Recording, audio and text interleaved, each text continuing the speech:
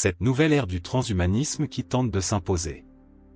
Le transhumanisme est une idéologie qui postule que l'on doit pouvoir améliorer l'homme via la technologie, et ce afin d'en faire une autre version après l'Homo sapiens.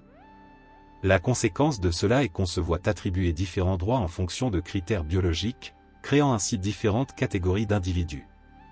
Il est donc question de la fin du principe d'égalité. Avant, la liberté consistait à être citoyen et respecter les lois. On peut désormais être citoyen et respecter la loi, mais ne plus être en conformité de par l'aspect sanitaire, et plus précisément technologique. Il y aurait donc une nouvelle vision du citoyen, à l'américaine, avec les bons êtres et puis les autres. La technique devient le juge de paix.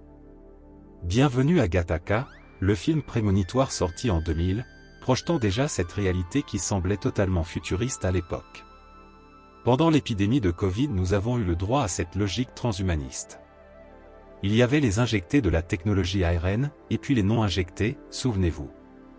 La première catégorie avait des droits que la seconde n'avait pas. Demain il sera question des augmentés et des non augmentés. On devra se conformer à cette nouvelle forme d'injonction morale issue de l'idéologie woke, mondialiste particulièrement virulente aux États-Unis. Elon Musk et sa puce Neuralink implantée sur le cerveau donnent déjà froid dans le dos. Elle devrait être disponible dans 6 mois, nous dit-on. Implantée directement sur le cerveau, elle est capable de détailler l'activité cérébrale de la truie Gertrude. Équipée de The Link, la première interface cerveau-machine de Neuralink est en cours de finalisation.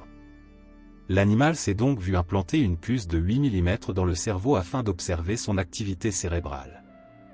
Pour Musk, Neuralink permettra bientôt de sauvegarder ses souvenirs, et potentiellement de les télécharger dans un autre corps ou dans un robot. Voilà. Il sera possible de contrôler l'individu via la technologie. Les Chinois vont adorer ça. Les projets de loi sur la bioéthique ont pour la première fois permis de créer des embryons hybrides moutons-humains dans un laboratoire texan. Les chercheurs ont introduit des cellules souches humaines dans des embryons de moutons. Il y a quelques mois déjà, des cellules humaines introduites dans des embryons de porcs avaient permis la création d'hybrides que les chercheurs avaient surnommés « chimères interspécifiques ». Les chimères devraient devenir nos futures « banques à organes ». Le principe est simple, les chercheurs bloquent le développement des organes souhaités dans l'embryon mouton, et y introduisent ensuite des cellules souches humaines, qui se développeront normalement à la place de l'organe manquant. On nous parle ainsi de redonner la vue à l'aveugle. Présentée comme cela, cette approche a tout pour séduire l'individu.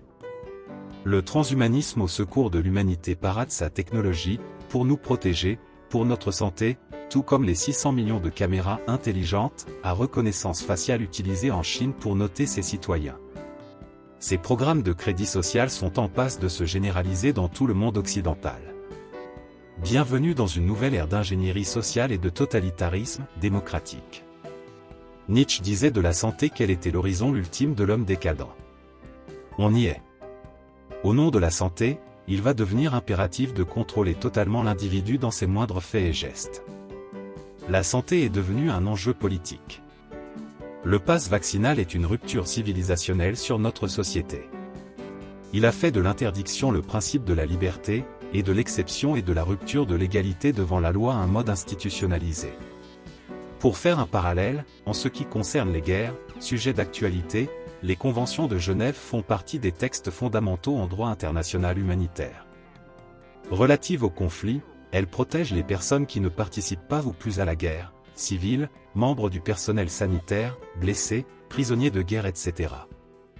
La fin ne justifiant pas les moyens en somme. Ce que l'on peut constater en matière de santé, c'est que la fin justifie tous les moyens et le simple fait de contester le point de vue politique est devenu anormal. Nous avons bien basculé dans une nouvelle ère, celle du transhumanisme. Le mouvement woke est là pour nous indiquer la bonne marche à suivre. Le mouvement LGBT, au nom du droit à pouvoir choisir, a fait du sexe un objet de grande consommation qui doit permettre à des enfants de 6 ans de pouvoir changer de sexe sans l'avis des parents. Les nouveaux programmes scolaires ont déjà emboîté le pas, et la folie d'une société anxio-dépressive se normalise. Le constat est accablant, mais il nous revient de prendre conscience des phénomènes à l'œuvre, avant qu'il ne soit trop tard. Faute de quoi, nous aurons contribué à laisser un monde peuplé de zombies à la prochaine génération.